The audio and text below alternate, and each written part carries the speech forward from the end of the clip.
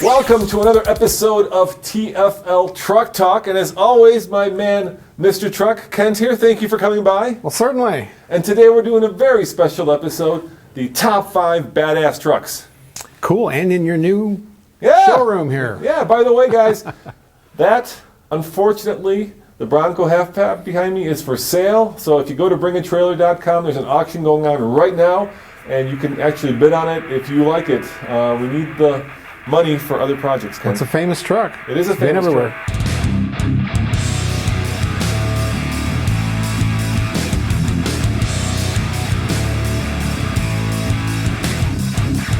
Number 5, I'm going to go with the Ram Power Wagon, and I'm going to go with that for a simple reason. It's just cool.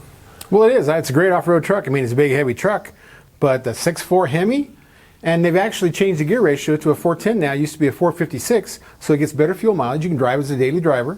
You got locking front end. You can go out and chase coyotes with it. Yep. That's what I do. So, yeah, I like it. The winch, the whole thing. I mean, it's the whole package, and I've driven them off-road quite a bit, and they are solid. Nothing shakes, rattles, or rolls on it like some trucks. So it's actually pretty well built. Well, let's discuss the main points. First, it's a heavy-duty truck. Yes, it is. Second, it has a Hemi. And third, it is the only truck you can buy that has a winch from the factory. Yeah, that's cool. It's Yeah, definitely it's a Power cool. Wagon. And of course, it's jacked up like 15 feet. Oh, yeah. It has a history that goes back to the Second World War. Oh, sure. Right? I've actually used one from the 40s. Yeah, and it will go up Mount Everest. What more do you want for a badass truck? All right, what's number 4? The Ford F-150 with that 2.7 little baby EcoBoost. Who would have thought you could put this little tiny cute 2.7 liter 6-cylinder turbocharged into a truck? Right, smaller than the engine of the Frontier, Tacoma, or whatever. You know, I mean, it's way down I think there. that block in that thing is probably twice as big, the Oh, it 289. could be. It's a baby engine, and it's powerful. It is a race car.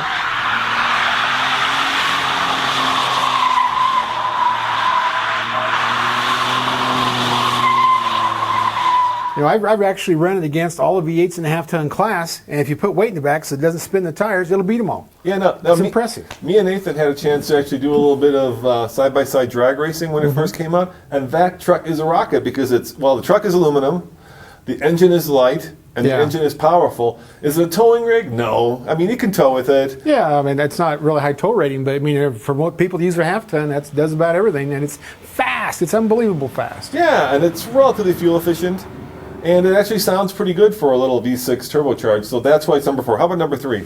Number 3 is the Chevy Colorado with the new Duramax that just came out. And you know more about than I do. I know it's an all-world Thailand diesel. That's about All right, here's a little bit of full disclosure. We had the program where we got to go drive it, and unfortunately, Kent didn't get to go drive it, and he seems to be stuck on the fact that this is not a Duramax because a Duramax is supposed to be a joint venture between Chevy and Isuzu, right? Yes, that's and what not it is. an engine manufactured in, I think it's Malaysia, actually. Really? Yeah. So it's a neighbor of Thailand. Yes, I don't think it could be one of those two out east, and so he's stuck on it. But the fact is, it's the only mid-sized truck Right. with a diesel engine.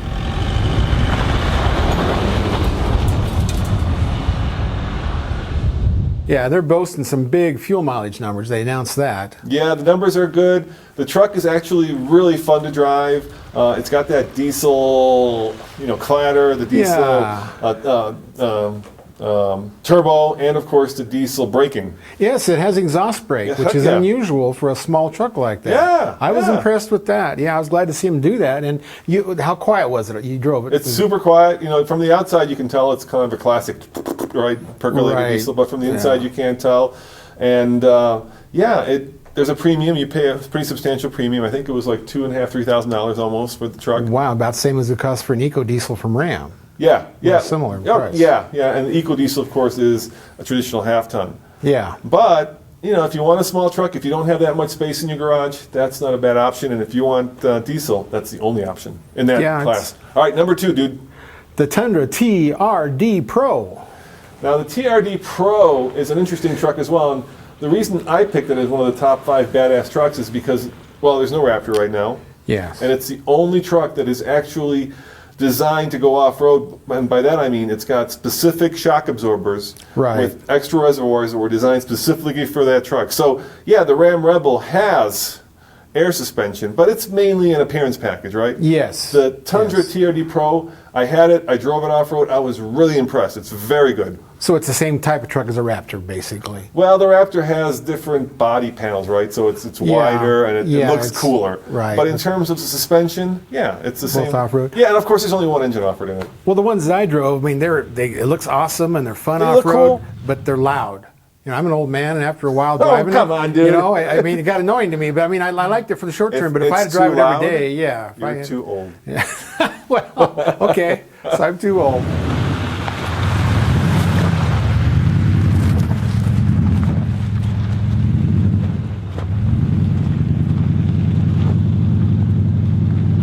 Me and Ben Gay are going to just go over All there right, and of course, rest. the number one badass truck, go for it.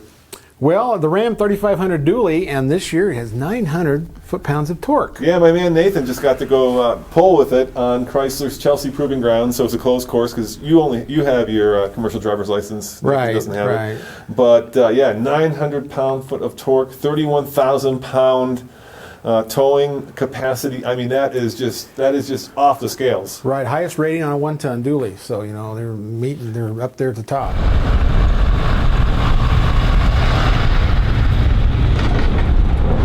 Now, you, of course, think that the difference between 850, which was last year's version, right, and 900 is imperceptible. Yeah, I mean, I don't know. I mean, it's a great marketing number, but did the horsepower go up? That's a good question. We'll have to look into that. Because, you know, torque is great at the bottom end, but when you try to pass somebody on a highway, you need the horsepower band. You need to reach that. I've got my team saying no. They're saying no? Yeah, Okay. so the torque went up, but not the horsepower. Right, so the torque, you might notice it off the line, but you're really not going to notice it mid-range or going up the hill. That's my thinking, but, you know, we'll get a truck and we'll find out if I'm wrong or not. All right, so there you have it, the top 5 badass trucks. But since Kent just came back from Phoenix, we want to talk a little bit about, of course, the newest truck of them all, the Nissan Titan. So tell me, dude, Andre didn't get to tow with it because they wouldn't let him drive it. And for some reason, by the time you got there, they let you drive it. So what was it like? Well, I don't know if it was 4 miles or 6 miles, but it was very short. I just had enough time to get my mirrors adjusted, and there I was done. But, you know, I didn't. It's 9,000 pound trailer, and it's similar trailer what they used for the J2807 up Davis Dam. Right. Davis Dam is just down the road. So, you know, I didn't think it had a lot of acceleration off the line, but what I've seen of all the Cummins engines that I've driven in the past, you need a little more weight to get the RPMs up to actually make it perform. So the bigger the trailer, the better they drive. So I couldn't do all that, so I don't know, but I'm really impressed with this truck. Bigger frame, I mean, it's got a 390 rear end. I was happy to see they used to be like a 330, and they told us that somehow in first gear equal to 410, which nobody really believed that. But now they really have a rear end. They changed from a Dana 44 to an American axle, so everything's beefier underneath there. I mean, I liked everything about it. The factory gooseneck ball, the factory brake controller, but it doesn't have an exhaust brake. So I'm kind of disappointed there. It's got a neat turbo configuration where it has a low pressure and a high pressure, 2 different compressor wheels, and there is a wastegate, but they didn't use the wastegate that they can for an exhaust brake. So I was disappointed that it didn't have an exhaust brake. And speaking of the gooseneck, you almost got a chance to almost got a chance to tow with the gooseneck. I almost got kicked out. I bugged everybody I could see. Why not me? And they brag about it for a year that it pulls 12,000 pound gooseneck or more. Right. And there was a gooseneck at the proving ground. 12,300, by the way. That's Yeah, the, 316, and that's what it was all about. Was talking about gooseneck, and then we get there, we can't pull a gooseneck. So I bugged them and bugged them and bugged them, and almost got to pull a gooseneck. So. And then also, we'll get to eventually. You're a little worried about the fact that it probably can't tow much more just because of the way that the rear axle's set up, right? Well, I think the engine, I think the axles, everything will do that, but it's a semi-floating rear end, not a full floating. Like a 3/4 ton. All the heavy duties have a full floating axle. Yeah. 4 bearings on the outside of the casting instead of what a half ton has. So that would probably limit it, because I was thinking we get a 14,000 pound trailer on it, but that axle I think would limit you. So I don't know how far they'll go up, but I would have went 12.5. So the crazy thing is, after everybody's driven this truck, there are still more questions than answers, right? We don't know really what the MPG is. We got 17.6, but that's not scientific. We don't know really how it tows, because you only towed, 4 to 6 miles with it? Yeah, and it was only 9,000 pounds. So. What we do know is it's good off-road. You did take it off-road. I loved it off-road, and I stuck cameras all over the place, and I actually, hit the skid plate, and the Pro 4X, it has skid plates everywhere. They go all the way up in front of the bumper. I was very impressed, and it has a little gauge in there that tells you your percentage of angle, and we were climbing up 22 degrees, and I went off to the side, it was almost 20 degrees, but I hit the skid plates twice, and I actually set it on the right frame rail once, and climbed underneath there and looked around, and they've done a good job with off-road. I was very impressed with it off-road. I'd have fun just doing that. So that's what we know. Coming up, of course, in the next few months, we are going to hopefully get it. So we are going to take it up the Ike Gauntlet, and we do have the Gold Hitch Awards coming up. So we will be doing a full battery of testing on all the new 2016 trucks. That's true. And if you guys are interested, well, maybe not you guys, but one of you guys is interested in sponsoring these TFL Talk segments, we would love to have your truck back there, or your sign back there, or your tires back there, because we would love to have you come on as a sponsoring partner. As always, this is Roman And Kent. saying thanks for watching, and check out tfltruck.com for more news, views, and of course real-world truck reviews. See you next time. Ciao.